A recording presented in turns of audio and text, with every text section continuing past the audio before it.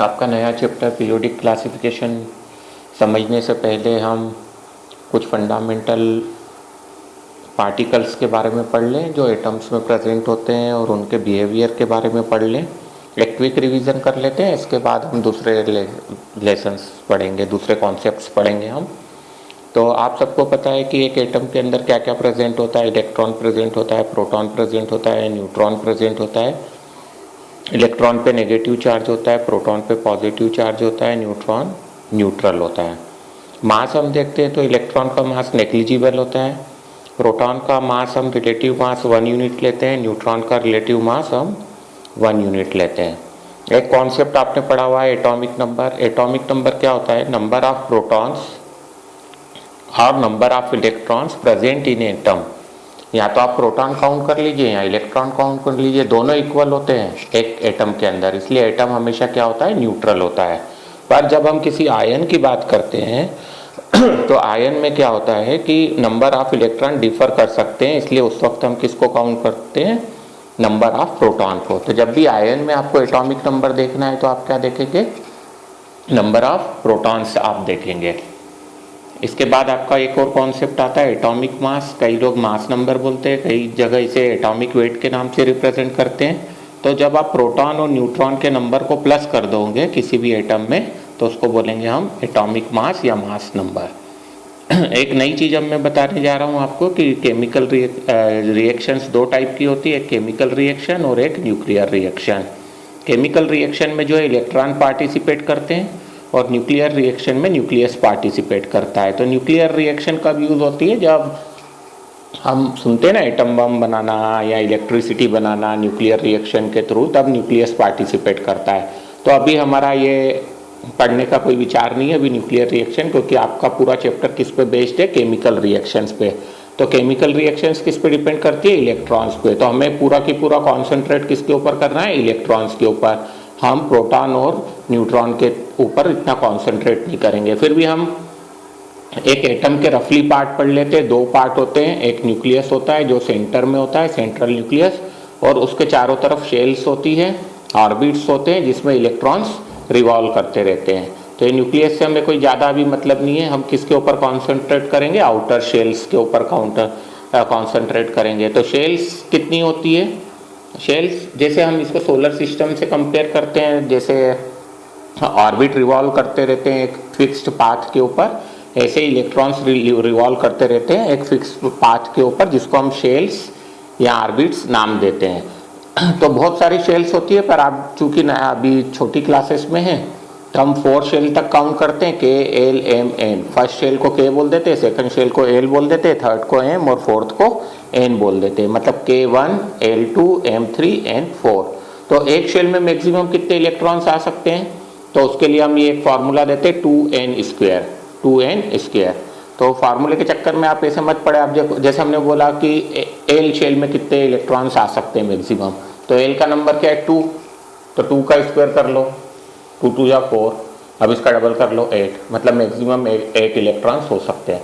अगर आपसे पूछा n, तो n का नंबर क्या है? 4 का स्क्वायर कर लो 16, इसका डबल कर लो 32, मतलब n में मैक्सिमम कितने इलेक्ट्रॉन्स आ सकते हैं? 32। अब आपको ये ध्यान देना है कि अगर कोई शेल आउटर शेल है, अगर कोई शेल आउटर शेल है, जैसे कि मैंने बोला कि n में मैक्सिमम 32 आ सकते हैं, पर n जब लास्ट शेल बन जाए, आउटर मोस्ट शेल बन जाए, वैलेंस शेल बन जाए, तब इसमें मैक्सिमम 8 इलेक्ट्रॉन्स ही आएंगे। तो कोई भी शेल जब आउटर मोस्ट शेल का रोल प्ले करती है तो उसमें मैक्सिमम 8 इलेक्ट्रॉन्स आते हैं एक्सेप्ट के शेल, क्योंकि के शेल में तो मैक्सिमम 2 ही हो सकते हैं। तो ये आपको बहुत ध्यान से रखना है, इस बात को समझना है ना।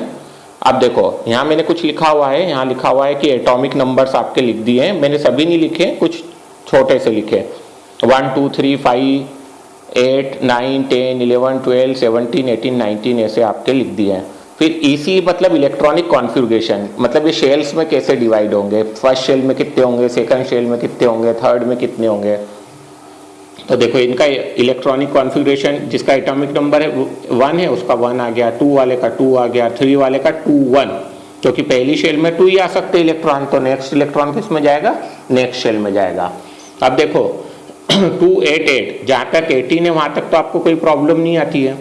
पर जैसे ही 19 है तो 2 फर्स्ट शेल में मैक्सिमम 2 हो सकते हैं, सेकंड शेल में मैक्सिमम 8 हो सकते हैं, थर्ड शेल में मैक्सिमम कितने हो सकते हैं 18, पर मैंने 80 लिखे हैं यहाँ पर।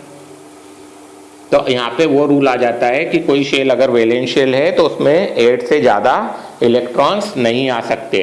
तो जो 9th इलेक्ट्रॉन होता है वो नेक्स्ट शेल में चले जाता है, इसलिए इसका इलेक्ट्रॉनिक कॉन्फ़िगरेशन होता है 2881। अब इलेक्ट्रॉनिक कॉन्फ़िगरेशन में जो लास्ट में इलेक्ट्रॉन्स है लास्ट शेल में इलेक्ट्रॉन्स है, वैलेंस शेल में इलेक्ट्रॉन्स है, केवल हमें उसी से काम है वो इलेक्ट्रॉन्स को बोलेंगे हम वैलेंस इलेक्ट्रॉन।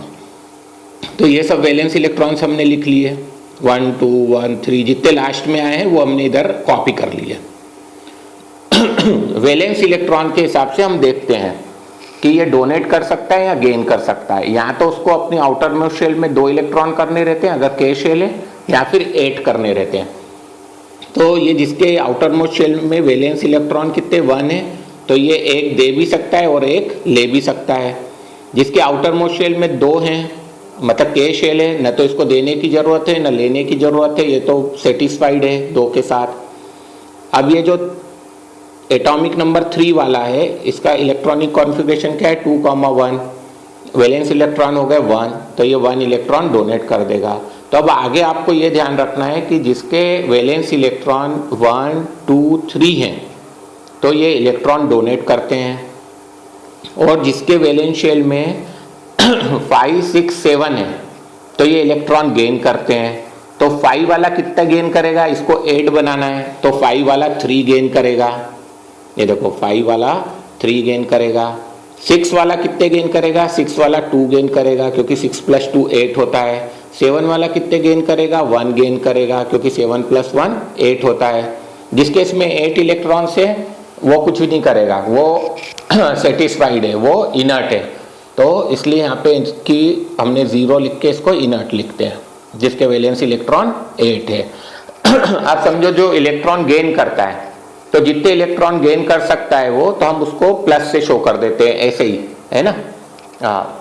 याद करने के लिए मैं बताता हूँ कि प्लस से उसको शो कर देते हैं, मतलब उसकी वैलेंसी हम प्लस मान लेते हैं जो इलेक्ट्रॉन डोनेट करता है, और जो इलेक्ट्रॉन गेन करता है, जितने इलेक्ट्रॉन गेन करता है उसको हम माइनस से शो कर देते हैं कि भैया माइनस वैलेंसी है इसकी, ऐसे याद रखने के लिए है ना।